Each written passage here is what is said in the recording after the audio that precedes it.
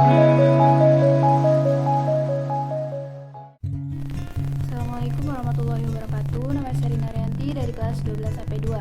Di sini saya akan sedikit menyimpulkan dari materi perlindungan dan penegakan hukum di Indonesia. Yang pertama, perlindungan hukum adalah segala upaya yang dilakukan penegak hukum untuk melindungi hak-hak dari subjek hukum agar hak-hak tersebut tidak dilanggar, di mana penegakan hukum ini dijalankan sebagai upaya untuk menjalankan ketentuan hukum yang berlaku. Suatu perlindungan dapat dikatakan sebagai perlindungan hukum apabila mengandung berbagai unsur-unsur, yaitu adanya perlindungan pemerintahan terhadap warganya, jaminan kepastian hukum, dan berkaitan dengan hak-hak warga negara. Di samping itu, perlindungan dan penegakan hukum di Indonesia juga penting bagi kehidupan bernegara.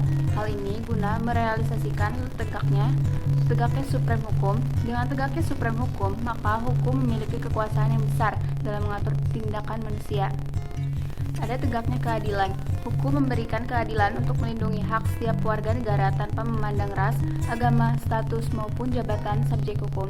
Selama subjek hukum berhak, maka hukum akan tetap melindungi hak tersebut. Ada mewujudkan perdamaian. Dengan tegaknya hukum, maka keadilan dan dalam memastikan hak-hak setiap subjek hukum akan terwujud. Dengan demikian, perdamaian akan terwujud. Keberhasilan proses perlindungan dan penegakan hukum bergantung pada 5 faktor. Yang pertama, hukumnya, yaitu undang-undang yang dibuat tidak boleh bertentangan dengan ideologi negara. Penyusunan undang-undang juga harus dibuat sesuai kebutuhan dan kondisi masyarakat di mana undang-undang tersebut diberlakukan. Yang kedua, penegak hukum, yaitu pihak-pihak yang secara langsung terlibat dalam penegakan hukum, harus menjalankan tugasnya sesuai peranan masing-masing secara profesional. Yang ketiga, masyarakat, yaitu masyarakat harus mengetahui dan memahami hukum yang berlaku serta menaati dengan penuh kesadaran. Yang keempat, sarana atau fasilitas yang mendukung penegakan hukum mencakup tenaga manusia yang terdidik dan terampil, organisasi yang baik, peralatan yang memadai, keuangan yang cukup, dan lain-lainnya.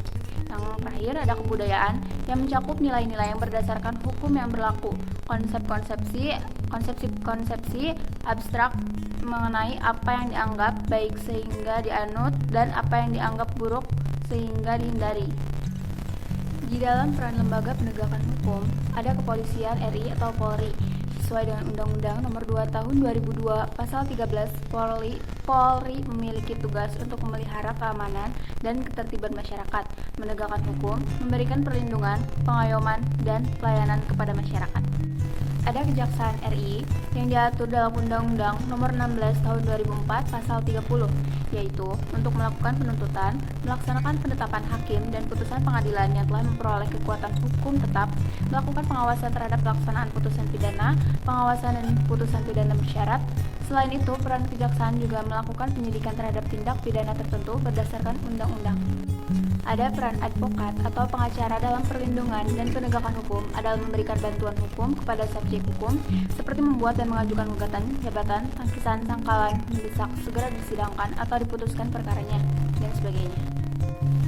Ada peran hakim dalam perlindungan dan penegakan hukum adalah menerima, memeriksa, dan memutuskan perkara hukum berdasarkan asas bebas, jujur, dan tidak memihak dalam siding sesuai ketentuan perundang-undangan. Ada peran KPK dalam perlindungan dan penegakan hukum adalah melakukan pemberantasan tindak pidana korupsi, melakukan penyidikan dan penuntutan terhadap tindakan pidana korupsi. Selain itu, melakukan pencegahan terhadap tindak pidana korupsi. Dalam dinamika pelanggaran hukum, meliputi tentang contoh perilaku yang melanggar hukum dan sanksinya yang bisa dilihat pada kehidupan sehari-hari, serta bagaimana cara berpartisipasi dalam penegakan dan perlindungan hukum. Contohnya seperti melanggar tata tertib sekolah. Pelanggaran itu dapat berupa bolos, absen, tawuran, maupun datang terlambat. Pelanggaran tersebut biasanya diikuti sanksi berupa hukuman langsung oleh guru atau mendapatkan peringatan dari guru BK. Ada juga melanggar tata tertib berlalu lintas. Dalam berlalu lintas, pelanggaran yang sering dilakukan adalah tidak memakai helm dan melanggar rambu lalu lintas. Sanksi yang biasanya diterima adalah berupa penilangan dari pihak kepolisian hingga dipenjarakan. Ada melanggar hukum pidana. Pelanggaran yang dilakukan seperti mencuri, membunuh, dan mengedarkan narkoba. Sanksi yang akan diterima pelanggar hukum itu adalah hukuman sesuai perundang-undangan yang berlaku, seperti dipenjarakan. Bentuk partisipasi kita sebagai masyarakat dalam perlindungan dan penegakan hukum adalah masyarakat aktif melaporkan dugaan tindak kriminal di sekitarnya, Masyarakat aktif mengawasi berjalannya penyelidikan atas kasus kriminal yang dilakukan aparat penegak hukum. Cukup sekian kesimpulan yang dapat saya ambil, kurang lebihnya mohon maaf. Wassalamualaikum warahmatullahi wabarakatuh.